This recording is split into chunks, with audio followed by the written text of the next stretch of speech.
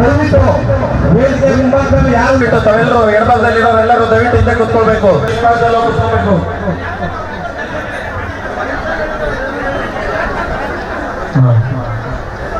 135ನೇ doctor ಬಾಬಾ Venu sir ಅವರು ನಮ್ಮ ರೈತ ಮೋರ್ಚಾ ರಾಜ್ಯ ರೈತ ಮೋರ್ಚಾ ಅಧ್ಯಕ್ಷರಾದ ಕುಮಾರ್ ಅಯ್ಯಪ್ಪನವರು ಅವರು ದಯವಿಟ್ಟು ವೇದಿಕೆ ಮೇಲೆ ಬರಬೇಕು. ವೇಣಣ್ಣ ಶ್ರೀ ಮಂಜುನಾಥ್ KM ಉಪಾಧ್ಯಕ್ಷ ಬೆಂಗಳೂರು ಡೈರಿ, ಶ್ರೀ ಜಯದೇವ್ ಮುಖಂಡರು, ಲಕ್ಷ್ಮೀನಾರಾಯಣ ಸರ್ ನಮ್ಮ ತಾಲೂಕು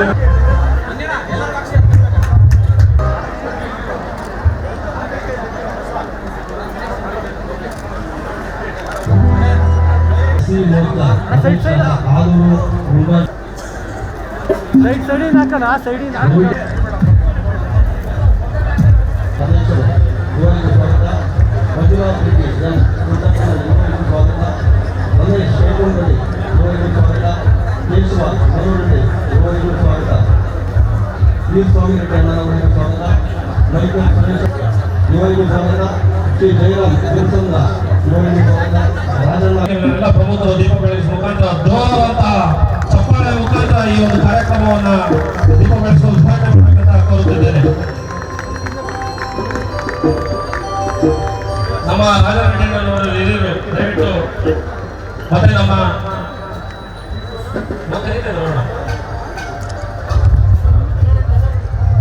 ಮತ್ತು ಪುಷ್ಪಾರ್ಚನೆ ಮುಖಾಂತರ ವೇದಿಕೆಗೊಳಿಸಿದ ಒಂದು ಜೋರಾದಂತ ಒಂದು ಚಪ್ಪಾಳೆ ಮುಖಾಂತರ ಇಡಬೇಕು ಅಂತ ಹೇಳಿದ್ದೇನೆ.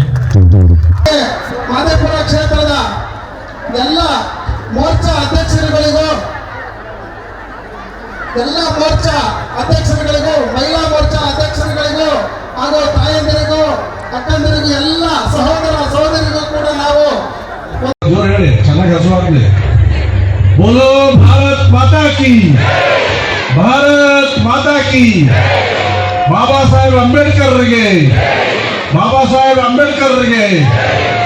ಹೇಳ್ತಾ ಇಲ್ಲ.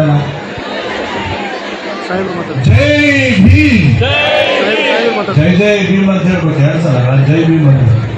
ಜೈ ಭೀಮ್, ಜೈ ಭೀಮ್.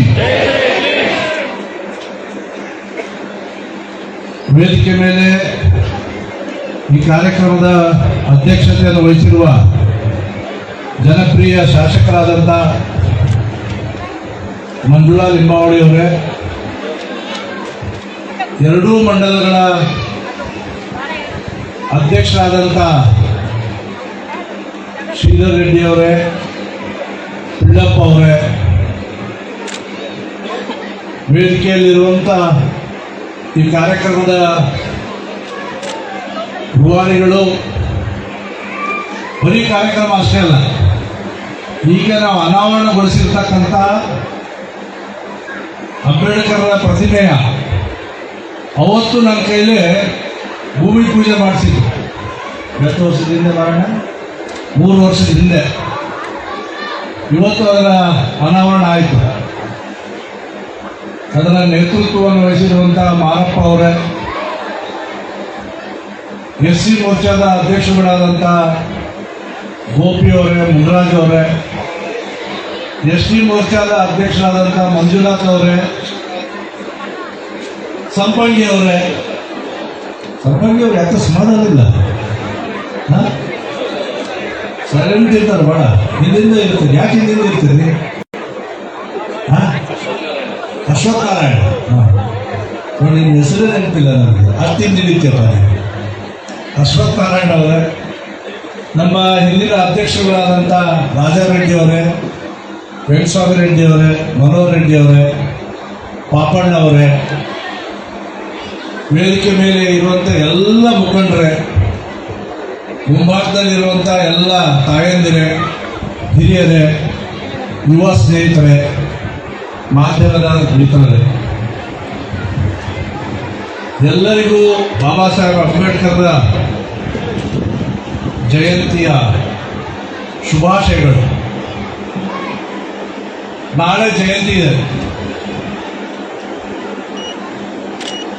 ಏಪ್ರಿಲ್ 14ನೇ ತಾರೀಕು ಬಾಬಾ ಸಾಹೇಬ್ ಅಂಬೇಡ್ಕರ್ ಹುಟ್ಟಿದ್ರು. ಇವತ್ತು ಕಾರ್ಯಕ್ರಮ ಮಾಡಿ ಈಗ ಶ್ರೀಧರ್ ರೆಡ್ಡಿ ಅವರು ಕರೆ ಕೊಟ್ಟಿದ್ದಾರೆ. ನಾಳೆ ದಿವಸ ನಮ್ಮ ವಾರ್ಡಲ್ಲಿ ನಮ್ಮ ಶಕ್ತಿ ಕೇಂದ್ರದಲ್ಲಿ ನಮ್ಮ ಊರಲ್ಲಿ ಅಂಬೇಡ್ಕರ್ನ ಪ್ರತಿಭೆ ಇರೋ ಕಡೆಗೆ ಅಂಬೇಡ್ಕರ್ ಪ್ರತಿಭೆಗೆ ಮಾಲಾರ್ಪಣೆ ಮಾಡಿ, ಇಲ್ಲದೇ ಇರೋ ಕಡೆಗೆ ಅವ್ರ ಭಾವಚಿತ್ರವನ್ನು ಇಟ್ಟು ಅದಕ್ಕೆ ಪುಷ್ಪಾರ್ಚನೆ ಮಾಡಬೇಕು. ಅಂಬೇಡ್ಕರ್ ದಲಿತ ವರ್ಗಕ್ಕೆ ಸೇರಿರ್ತಕ್ಕಂಥ ನಾಯಕ ಮಾತ್ರ ಅಲ್ಲ,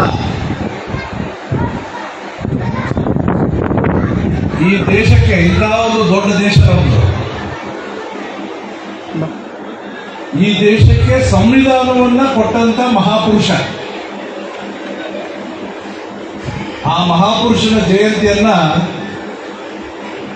ನಾವು ಆಚರಿಸಬೇಕು.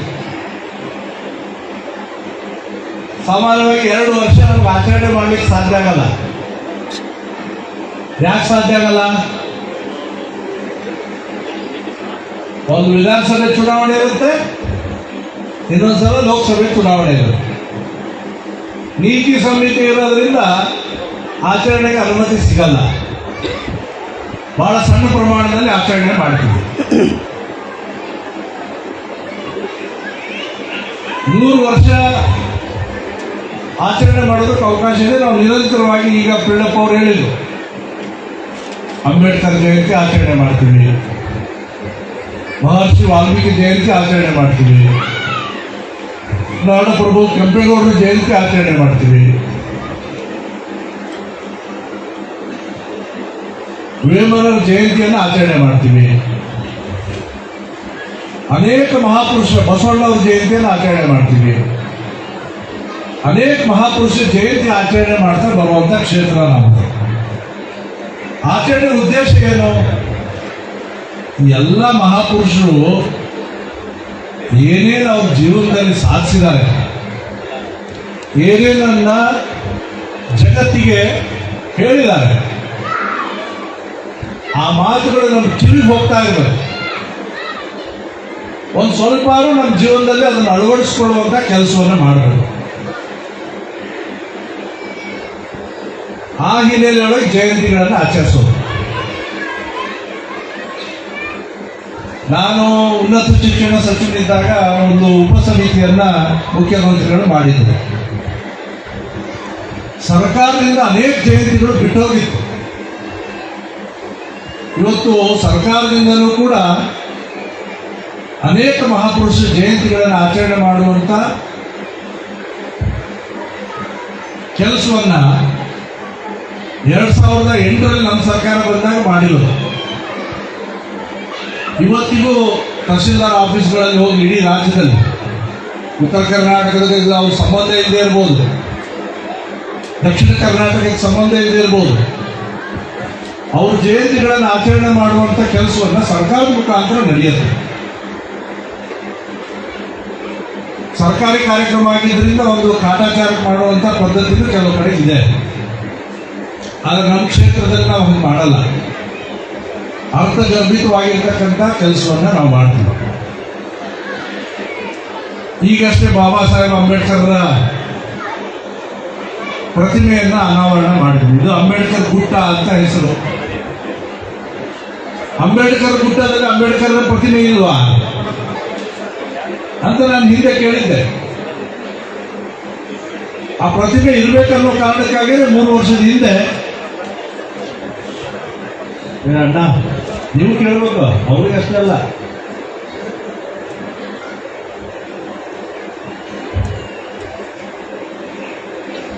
ಮೂರು ವರ್ಷದಿಂದ ಇಲ್ಲಿ ಭೂಮಿ ಪೂಜೆ ಮಾಡಿದ್ವಿ. ಹಾಗೆ ಸರ್ಕಾರಿ ಅನುದಾನದಲ್ಲಿ ಅಂಬೇಡ್ಕರ್ ಭವನವನ್ನು ಕಟ್ಟಿದ್ರು. ಅದ್ರದ್ದು ಉದ್ಘಾಟನೆಯನ್ನು ಶಾಸಕರು ಮಾಡಿದ್ರಿ. ಮಾರಣ್ಣ ಅವ್ರು ನೆನಪು ಮಾಡ್ತಾ ಇದ್ದಾರೆ ನನಗೆ. ಈ ಮೈದಾನ ದಸರಾ ದಿವಸ ಫುಲ್ ಆಗಿರೋದು. ಅನೇಕ ಪಲ್ಲಕ್ಕಿಗಳು ಇಲ್ಲಿ ಬರ್ತಾವೆ.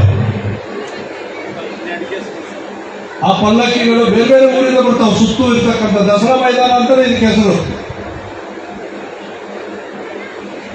ಈ ವೇದಿಕೆನೂ ಇರಲಿಲ್ಲ ಅವಾಗ.